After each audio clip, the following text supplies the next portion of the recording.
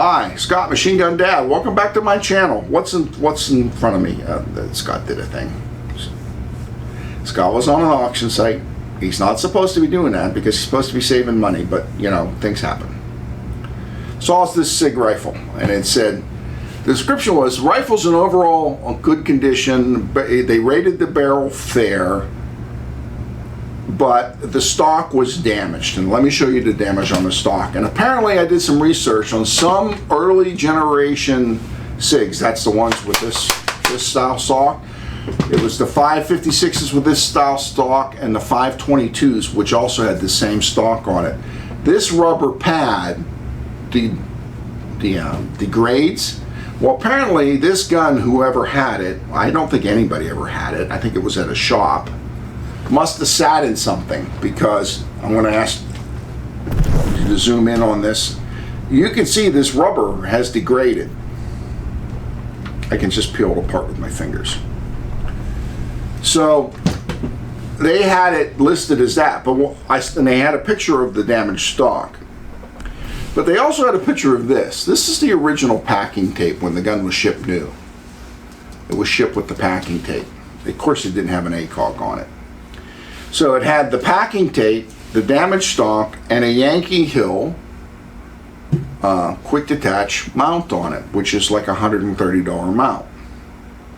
Well, boys and girls, Scott had to bid on this one. I got this rifle for $900. And what you can't see is right here, because I put tape on it, which is all boogered up from the rounds we were shooting. There wasn't any scratches on the side of the gun, which this gets marred up very easily if you shoot the gun a lot. So, still got the packing tape, no scratches. The stock is damaged, but it has the Yankee Hill, and I'm thinking, that gun can't have been shot very much. It must have sat somewhere or sat in something that caused the stock to break down. Well, damn it, I'm going to buy it, because, you know, I happen to have a spare stock. I have the whole assembly. So I ordered it. I got it home. It came. I was going to do a field strip video. I actually tried to tape that by myself, but it just didn't come out, so you don't get to see what I saw when I took it apart. First of all, the stock itself isn't damaged. It's just this rubber pad. And I'm like, well, maybe I can find the rubber pad. Well, there's a company that specializes in making replacement pads for this stock, because this is a problem. At $38, I got a new pad coming. So I have basically a new SIG rifle for $938. So I took the rifle apart. The bolt carrier still had the assembly grease in it from the factory. Now, it was dirty, so somebody did test fire it once it left the factory, but they didn't shoot it enough to actually blow the assembly grease out of the bolt carrier. In addition, this rail, I don't know if it's on the other side, but on this side, can you get where my finger is? This is a factory SIG rail. This isn't like somebody threw a Chinese rail or aftermarket rail, and this was a factory rail gun from SIG. So gosh darn it, I think I have a hell of a score here. Let's go outside and shoot it. Run the whole mag.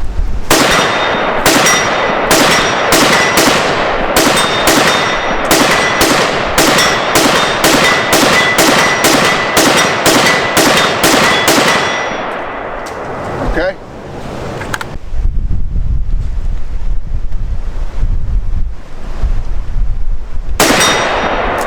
That come off the thing.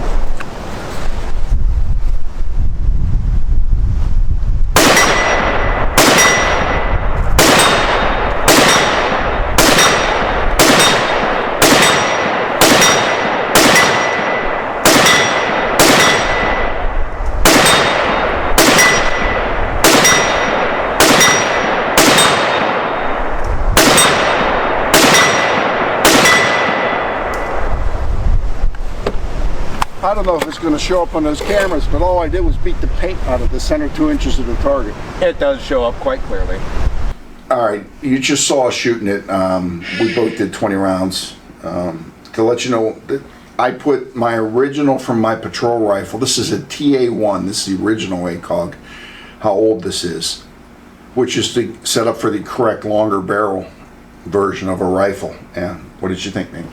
It's a SIG 5.56. These guns are built fantastically. The trigger, really nice, really crisp. If you don't jerk on the trigger, it runs great. The SIG rail up on the front end adds a bit more weight to it, and with combination of it being the longer barrel, the additional weight from the SIG rail upper, the bipod getting a positive grip on the stock, this gun doesn't move when you go to fire it.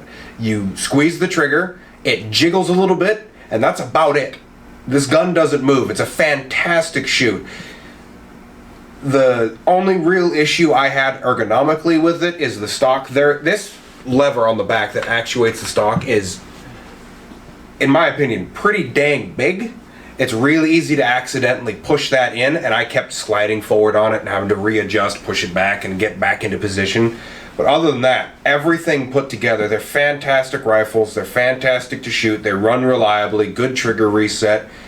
With the Picatinny all across it, you could put whatever you want on it, and it's going to run fantastically. This rifle is probably going to become one of my home defense rifles. I've got the new butt pad coming for it. The problem Nick had with the adjustment on the stock, the later generation had a fixed pull stock, so you didn't have that problem. This rifle wasn't set up sold as a DMR rifle.